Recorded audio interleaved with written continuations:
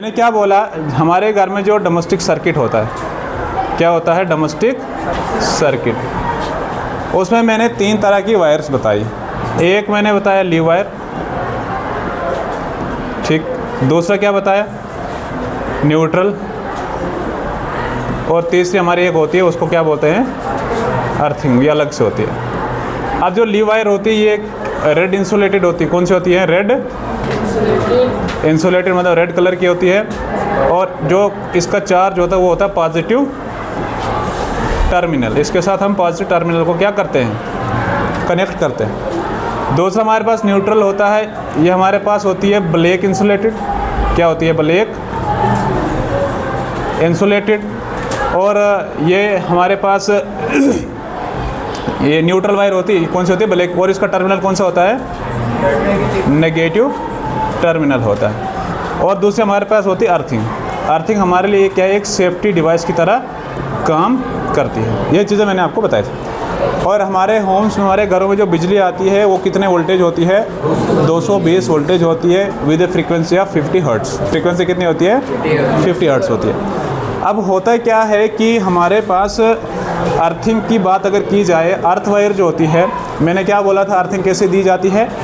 हमारे पास एक ज़मीन में एक खड्डा बनाया जाता है और उसके अंदर से एक मेटालिक रॉड निकाली जाती है। पहले हम कोयला रखेंगे, फिर नमक रखेंगे, फिर कोयला रखेंगे, फिर नमक रखेंगे। ये बहुत सारे लेयर्स बनाई जाती है। अब इसका काम होता है क्या है, अब इस वायर को हमारे पास जो 3 पॉइंट वाला सॉकेट होता है, ये वाला जो तीसरा पॉइंट होता है, देखा होगा आप लोगों ने, इसके साथ हम कनेक्ट करते हैं अर्थिंग। क्या करते हैं, अर्थिंग। मान के चलो आपने इस 3 पॉइंट सॉकेट में लगा दिया आपने रेफ्रिजरेटर। क्या लगा दिया, रेफ्रिजरेटर लगाया है। अब हो सकता है रेफ्रिजरेटर में क्या हो, कहीं अचानक से कोई करंट लीक हो रही हो, आप जैसे जाओगे तो करंट आपको लगेगा, आपको शॉक लगेगा, हो सकता है इंसान की डेथ भी हो जाए। अगर उसमें अर्थिंग की होगी, जो उसके अंदर करंट लीक हो रही है रेफ्रिजरेटर के अंदर, वो ये अर्थ वायर उसको लेके ग्राउंड में डाल देती है, ग्राउंड में नीचे कर देती है। तो उससे क्या होता है, इंसान को शॉक लगने से बच जाता है। तो हम ये बोल सकते हैं कि earthing is a safety device. दूसरा हमारे पास एक फ्यूज़ आ गया। क्या आ गया, फ्यूज़। फ्यूज़ तो मैंने आपको बताया था, जैसे बाहर से बिजली आती है, एक लीव वायर होती है, न्यूट्रल वायर होती है, वो कहाँ पे जाते हैं, एक फ्यूज़ बक्स में जाता है।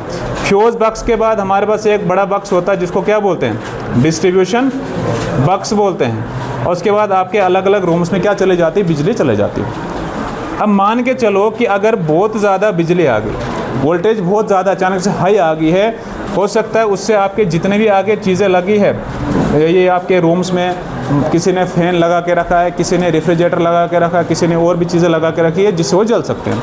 अब फ्यूज़ कैसे काम करता है, ध्यान से सुनना। फ्यूज़ जो होता है, सबसे पहले इसका जो मेल्टिंग पॉइंट बहुत कम होता है और रेजिस्टेंस क्या होता है, ज़्यादा होता है।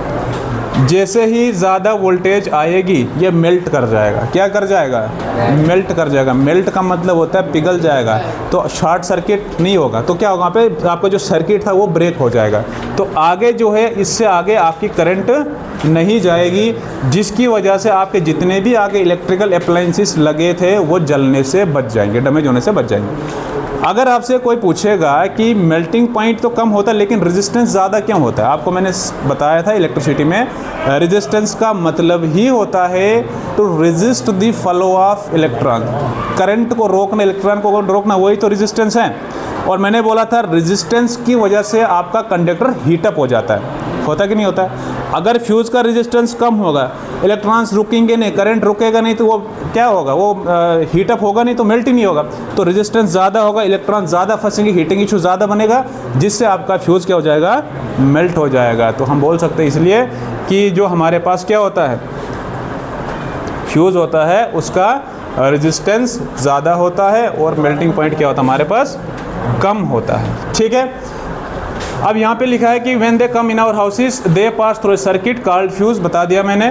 जब there is a high voltage, या वोल्टेज फ्लक्चुएट करेगी, कभी कम आएगी, कभी ज़्यादा आएगी, या ओवरलोडिंग होगी, या शॉर्ट सर्किट होगा, फ्यूज़ आपका मेल्ट करेगा।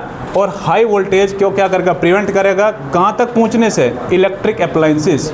आपका रेफ्रिजरेटर लगा है, आपका फ़ैन लगा है, आपका टोस्टर लगा है, आपका एसी लगा है, these are known as the electric appliances. वहाँ तक आपकी बिजली नहीं पहुँचे क्योंकि फ्यूज़ मेल्ट हो गया तो आगे आपका क्या हो, करंट ब्रेक हो गया।